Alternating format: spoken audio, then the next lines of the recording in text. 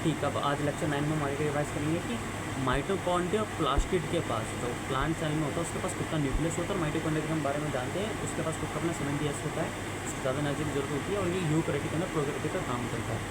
अब हम बात ये करेंगे, आगे हम बार बॉडी के बारे में जानेंगे। और जो DNA होता है वो डबल स्टैंडर्ड होता है और जो RNA होता है सिंगल स्टैंडर्ड होता है, ATGC की फॉर्म में होता है। सबसे पहले देखा था DNA को कार्ल्स बर्ग ने, और डबल स्टैंडर्ड को करा था वाटसन ने ग्रीक में करा था, और वो डिज़ाइन करा था। मेल के अंदर 46 क्रोमोसोम और फीमेल के अंदर 46 होते हैं। तो मेल के अंदर 44 + XY होते हैं, उसे ऑलोसोम, और फीमेल के अंदर जो 44 + 2 होते हैं वो ऑटोसोम होते हैं।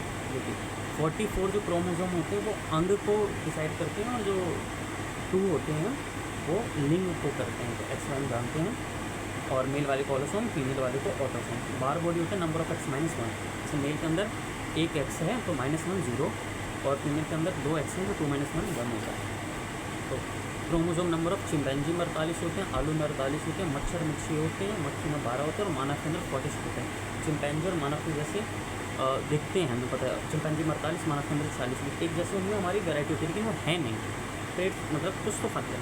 और सबसे ज़्यादा होते हैं टेरिडोफाइटस में। चिंपैंजी और मानव का एग्जाम्पल है, एग्जाम्पल के तौर पर हम ले सकते हैं कि नोट हैं, 10 नोट हैं, किसी में 5 रुपये के हैं, किसी के पास 10 नोट, किसी के पास 500 के 10 नोट है, तो फर्क है लोगों में। अब DNA का स्ट्रक्चर हम करेंगे। DNA पॉलीन्यूक्लियोटाइड से मिलकर बना होता है, हमें पता है, जिसका मतलब होता है पॉलीन्यूक्लियोटाइड का ज़्यादा न्यूक्लियस। तो DNA 2 पार्ट में डिवाइड हुआ, न्यूक्लियोटाइड और फॉस्फेट। न्यूक्लियोटाइड और फॉस्फेट मतलब फॉस्फोरस से मिलकर बना होता है, ठीक है। फिर न्यूक्लियोटाइड 2 पार्ट में डिवाइड होता है, शुगर और नाइट्रोजन बेस। और शुगर भी फर्दर 2 पार्ट में, राइबोस। शुगर 2 पार्ट में डिवाइड होता है, राइबोस और डीऑक्सोराइबोस। और दूसरी साइड नाइट्रोबेस को बन के मिलता है प्योरीन, पायरेटमीन। प्योरीन के अंदर आते हैं एनीन और ग्वानिन। ATGC हम पहले करते हैं, एनीन, ग्वानिन।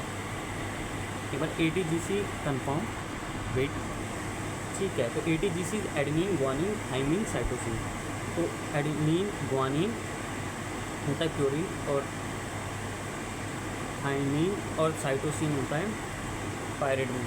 प्योरीन में AG और पायरेटमीन में TC। तो हमें फिर पता है ATGC, AG है प्योरीन में और TC है पायरेटमीन में। तो इन दोनों में जैसे AT में होता है डबल हाइड्रोजन का बॉन्ड, और GC में होता है ट्रिपल हाइड्रोजन का बेस, और जो बॉन्ड होता है वो नाइट्रोजन बेस से मिलकर बना होता है। लेकिन जब एडेनिन थाइमिन हमें पता है, जब थाइमिन से U हटा, थाइमिन की जगह यूरेसिल कर देते हैं, U लगा देते हैं, तो वो RNA बन जाता है। तो ठीक है, हम प्रोसेस के बारे में समझेंगे। DNA से जब RNA करते हैं तो ट्रांसक्रिप्शन होता है, जब RNA से DNA करते हैं तो रिवर्स ट्रांसक्रिप्शन होता है। जब DNA से DNA कर देते हैं, जब बायोलॉजी में किसी कॉपी करते हैं तो रेप्लिकेशन, ठीक है। और जब RNA से प्रोटीन करते हैं तो ट्रांसलेशन कहते हैं। ओके, आज करते हैं।